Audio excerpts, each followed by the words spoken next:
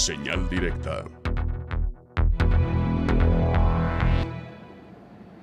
Ayer le dábamos cuenta y hoy le estamos preguntando inclusive a usted su opinión al respecto. Esta decisión histórica de la Suprema Corte de Justicia de la Nación para declarar inconstitucional la penalización del aborto, lo cual habrán de acatar jueces de todo el país. Y bueno, por ende también tendremos que ver en próximas fechas adecuaciones en las legislaciones en todos los estados.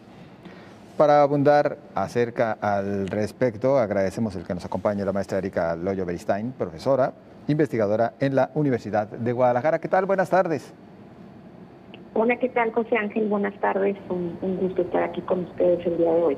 El gusto es nuestro. Por favor, su primer análisis a propósito de esta histórica medida. Pues mira, al margen de aceptar y refrendar que es una medida histórica, porque si tú recuerdas, a principios de este año se había sometido también en el mismo proceso una misma vertiente sobre la despenalización y la descriminalización en el estado de Veracruz, que fue rechazada. Este nuevo proceso, sin duda, que fue votado por unanimidad por 10 de los 11 ministros de la Suprema Corte de Justicia, marca un precedente importantísimo en términos jurídicos, pero sobre todo en términos del avance por los derechos de las mujeres y de las personas gestantes. También marca pues, un nivel de reflexión, de diálogo y de debate que puede sentar un precedente para que en los demás estados de la República, sobre todo en donde aún en los códigos penales existen estas leyes, estas normas que criminalizan a las mujeres que abortan y también a las personas que facilitan o ejecutan ese proceso, pues que tengan un proceso de debate y de reflexión, que caigan falsos debates morales, éticos y filosóficos, sino que hable fundamentalmente del respeto de los derechos a las mujeres que tienen con relación a la autonomía de tomar decisiones sobre su sexualidad y sobre sus propias vidas, ¿no? Entonces, creo que la determinación en conjunto marca ese enorme precedente, facilita a las y los legisladores de los diferentes estados una serie de reflexiones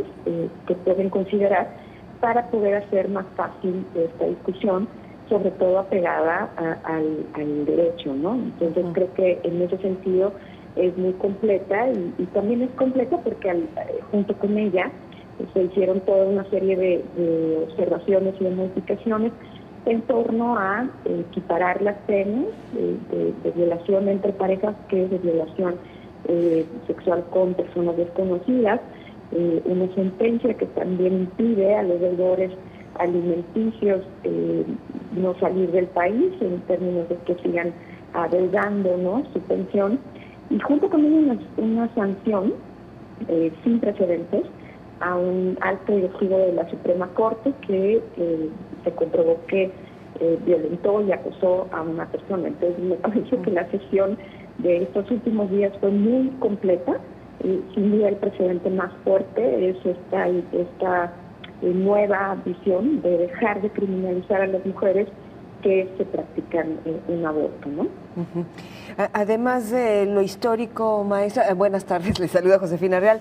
Además de lo histórico y que ya nos dice que se marca un precedente para el resto de los estados y se traza, si está bien el término, como una línea, ¿eso no quiere decir que todos los estados sigan esa misma línea o sí? Pensando en que hay algunos congresos que son pues muy conservadores.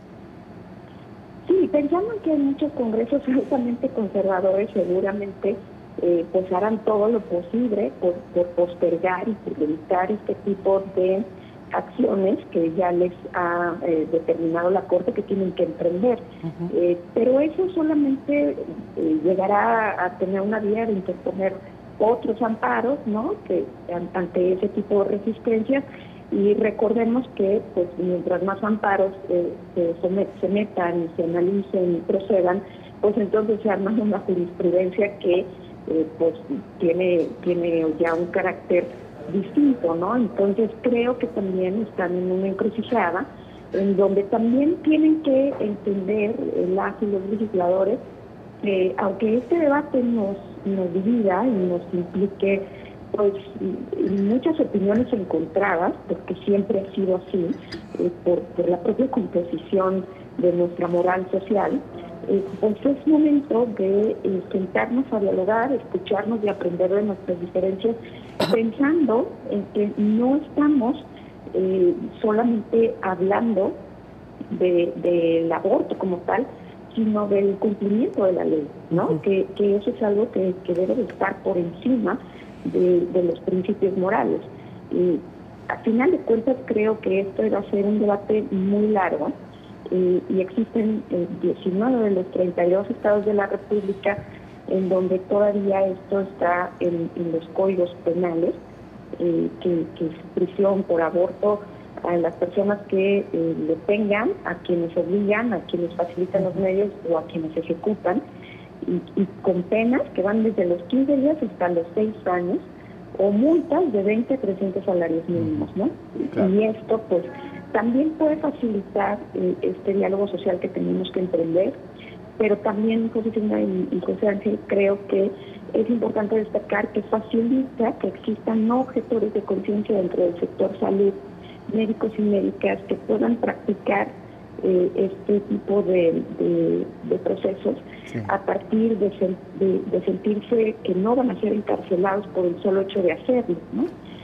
Y eso pues también ayuda mucho desde una perspectiva de una política pública de salud en términos generales, ¿no? Que de hecho, maestra Erika Loyo, como bien lo señala, bueno, pues esto todavía en algunos casos podría ir para largo, considerando que lo determinado por la Suprema Corte de Justicia invalida artículos del Código Penal de Coahuila, y si bien tiene efectos para todo el país, todavía se requiere promover esos amparos. Es decir, es el paso que se necesita para que se agilice también su aprobación en las entidades federativas. Sí, por supuesto, y entonces vamos a entrar en una serie de lineamientos en un rumbo de la historia en donde pues habrá muchas organizaciones que estén estructurando y metiendo los amparos, y al final, insisto, pues nos vamos a meter en un embudo en donde lo único que se va a lograr es una jurisprudencia que lo vuelve obligatorio, tal y como pasó con la norma 046, ¿no?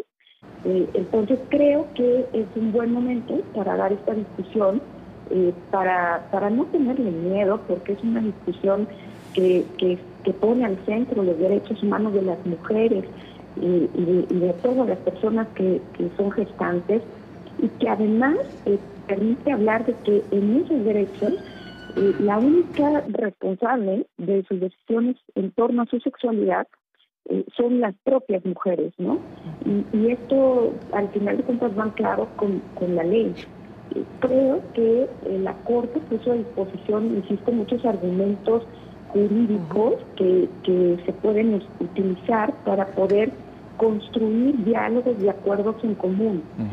Me parece que es un momento en el cual no podemos romper la conversación, sino tenemos que escucharnos, porque en medio de todo esto también está el diseño de políticas de prevención, en términos de la prevención del embarazo adolescente, de la prevención de las violencias y demás otras circunstancias. Entonces, insisto, creo que es una gran oportunidad de verlo en términos preventivos, de un rediseño de la política pública, y que nos permita al mismo tiempo colocar en el centro el respeto a los derechos de las mujeres.